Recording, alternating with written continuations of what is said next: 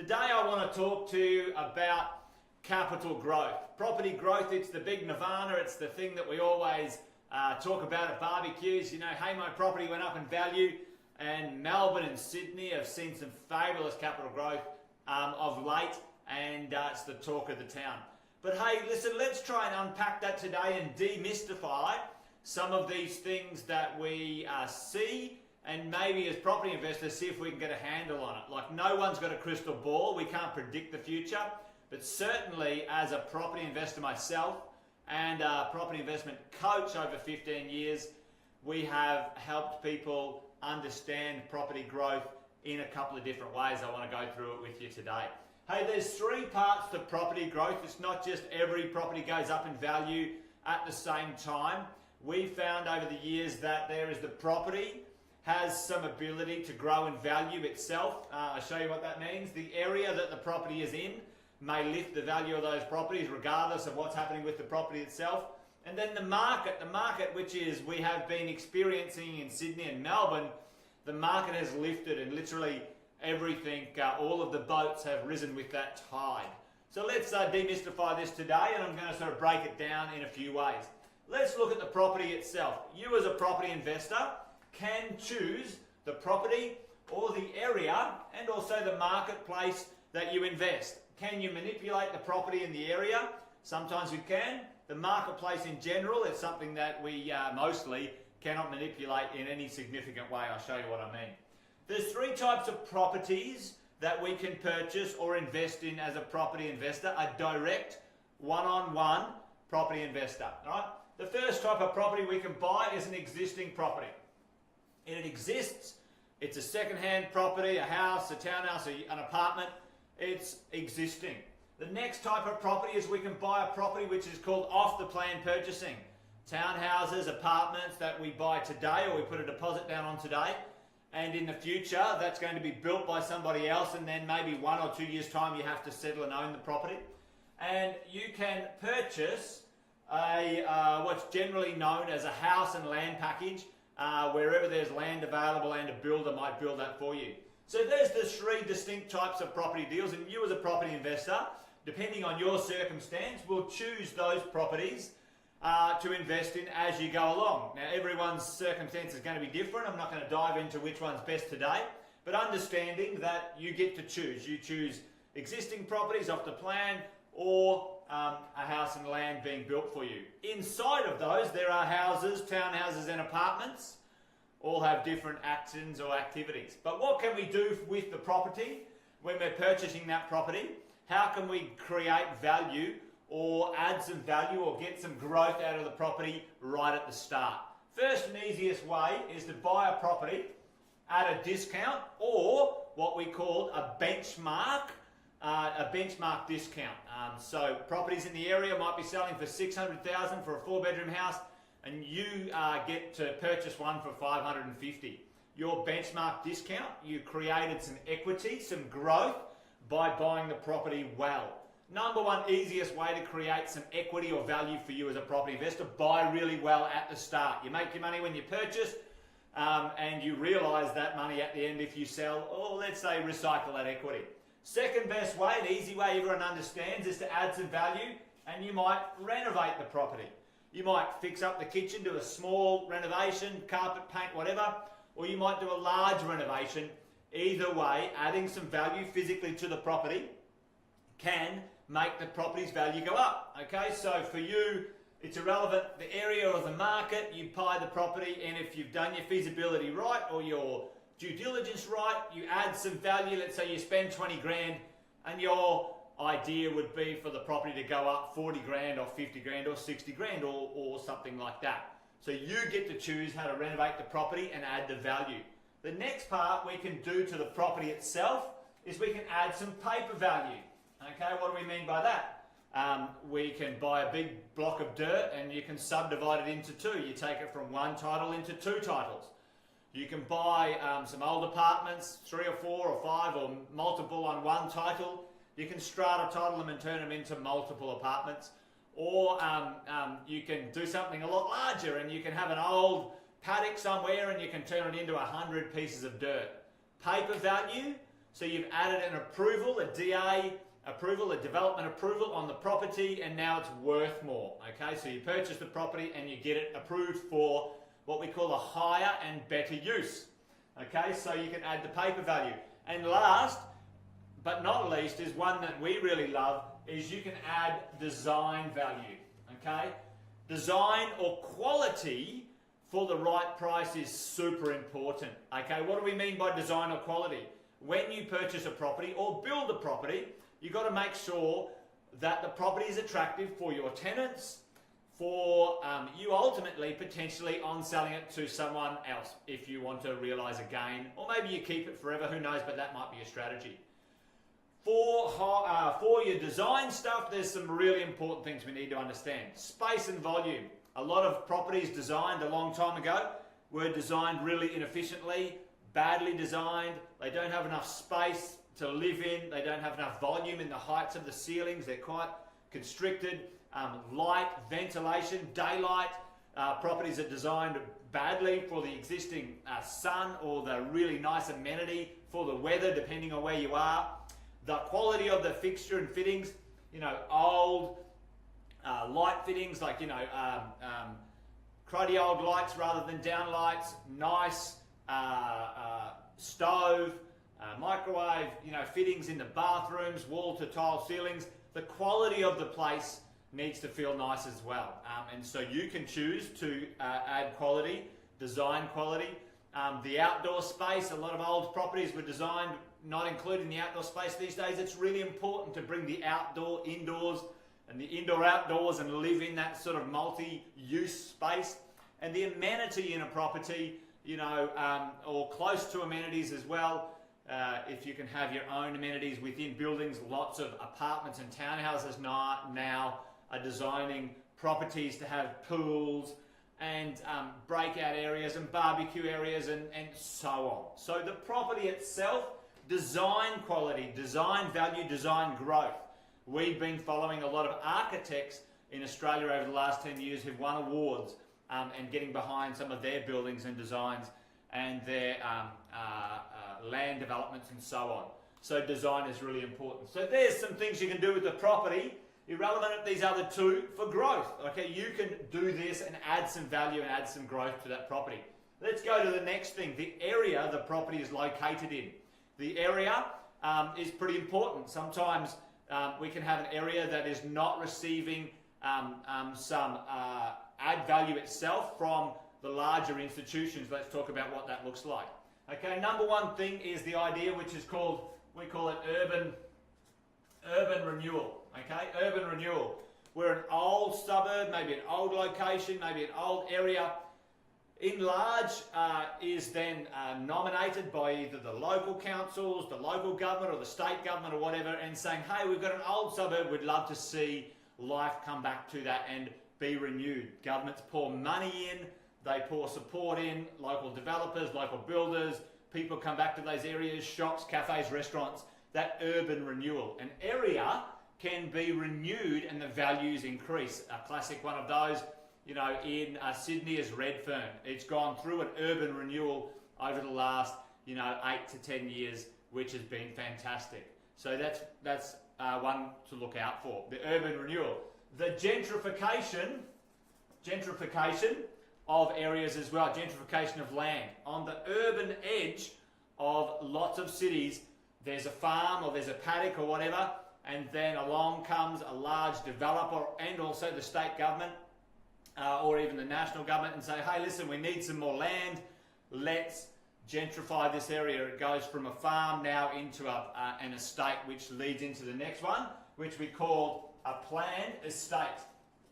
So out in this new land gentrification area, now comes the planned estate, which includes new shops, bicycle laneways,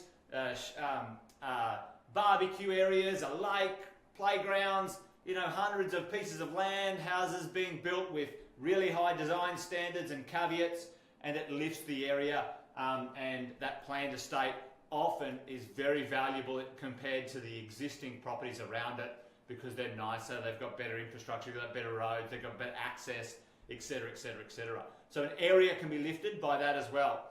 Another thing that can happen is what's called NIMBYism, not in my backyard.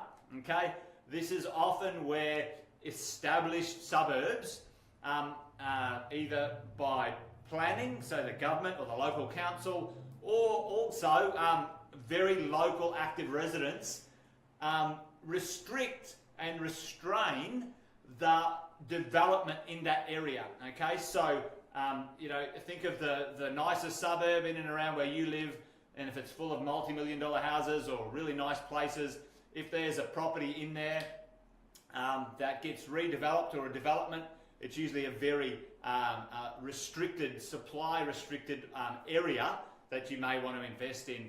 And so some of those are fantastic as well. Not in my backyard. A small development, the first development done in this suburb in the last 20 years, hey, that's not a bad little opportunity to take a look at. Rare property. Rare property. What do we mean by that? Rare property, let's say, in places like, Sydney, you might have a look at all of those places in the back of Annandale and so on, where they're, those beautiful old buildings that have been built, 50, 80, 100 years ago.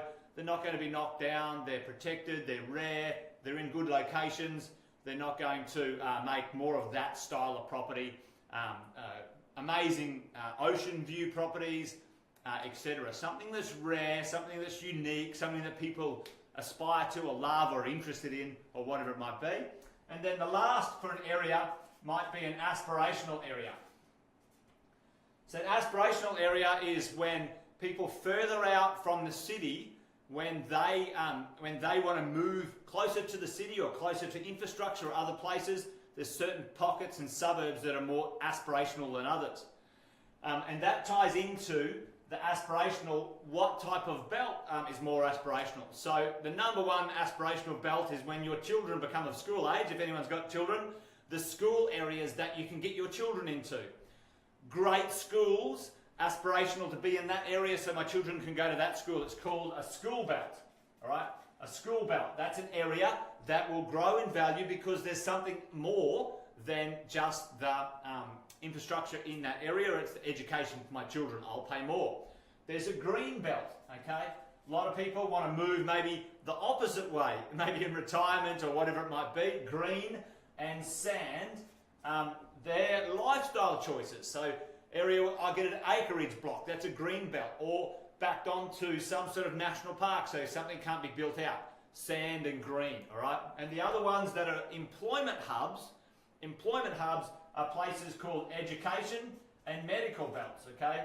Often the planning in Australia adds value to those areas by putting universities and hospitals and other things of similar nature all in one area because of the infrastructure, the investment, etc. And so it brings in this massive amount of employment and activity, and by default for us as property investors, great rental, great capital growth, etc., jobs and all of those sorts of things. And last but not least, what we call a cultural belt, and that's just like restaurants, cafes, access to the arts and so on. That's again another lifestyle choice, a fabulous life to live, but necessarily for us as property investors, it brings demand, it brings coolness, it brings funkiness to an area, so the area is more popular. So we've done property in the area, okay guys? So we as property investors, we can choose understanding some of these dimensions to our investment portfolio, and if we want some of these things working in our favour, then we can choose properties in these dimensions, areas, styles of properties. But last but not least is the market itself, the big kahuna, the one that the tide rises and everything lifts, is usually what most people react or act upon, okay? But we've got to understand the market is not just one style of market. Over a 10 to 15 year period in Australia, the markets usually only rise anywhere between maybe 2 to 3 to 5 years, have a rising market. There's other times in the market, okay? So the marketplace, there can be bottom of the market, okay?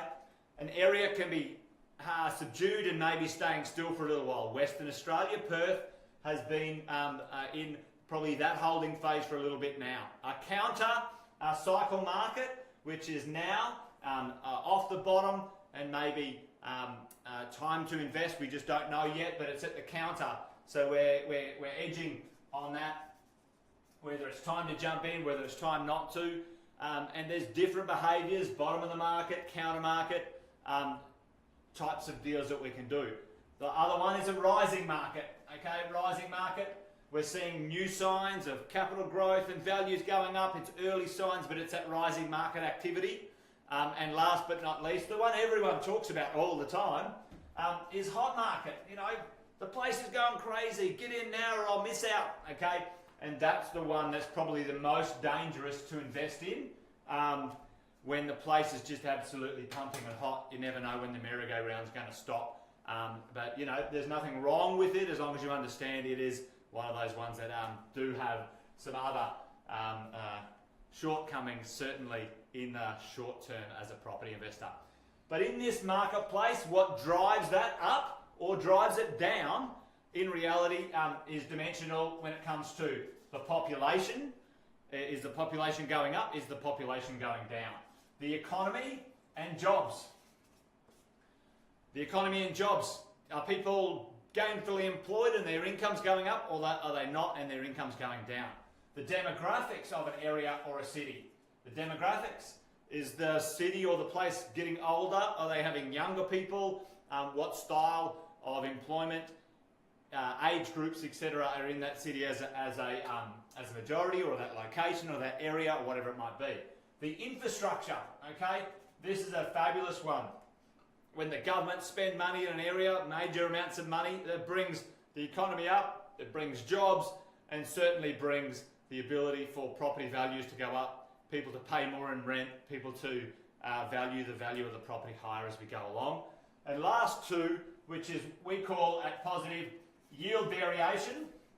So the ability for us to, as property investors, own a property. If the yields are lower, it's harder to own a property. Then when the yields are higher, it's easier for us to own a property depending on the interest rate in here, interest rate and the access to finance. And last but not least, the one that most people talk about in our marketplace is supply and demand. You know, there's a bit of talk in media right now that maybe apartments in certain areas are oversupplied because the demand's not there. And so you have to dig through the detail of that and go, well, maybe there's some supply, the demand is lagging. The supply, if there's a bit of supply, it keeps the prices down. Maybe it's a good time to buy early, and when the supply dries up, the demand, then my prices go up. There's never a perfect type of deal to do. There is at what time you're choosing to purchase this property and the dimensions of that investment that you need to do your due diligence on. And understand there's not just one dimension to property values and property growth, but the real decider as a property investor is time in the market, which is distance. I always say to people, if you're not prepared to own a property for at least 15 years, then it's probably a short-term strategy. Time in the market is better than trying to get the timing right, because timing is very difficult.